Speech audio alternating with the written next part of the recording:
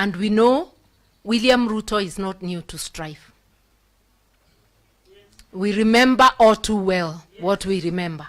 Usitulete hiyo mambo yako. Wacha tuishi kwa amani. Wewe ukumbuke hautakalia hiyo kiti miaka yote. Si ungependa ukirudi Sugoi pia urudi ukafuge kuku zako kwa amani. Wachana na wengine, wachana na ndugu yangu atembee mahali anataka kutembea. Wewe tembea ile mahali unataka kutembea. Hatutakuuliza, lakini hatutakubali utufungie na kufuli. Kama matusi ndio unataka, endelea nayo. Hiyo tutakuachia. Be the king of insults. Sisi tutaendelea vile tunaelewa heshima si utumwa.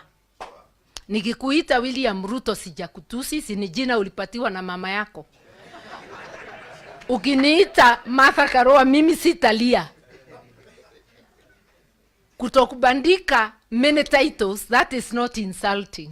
Sisi hatutusi, lakini kwa hivyo, kwa vile wewe pia ni mdogo wangu, naweza kuita Dr. William Ruto alias majina ingine.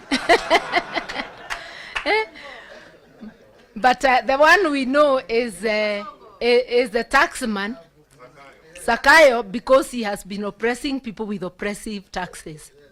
But let us have a country that has tolerance.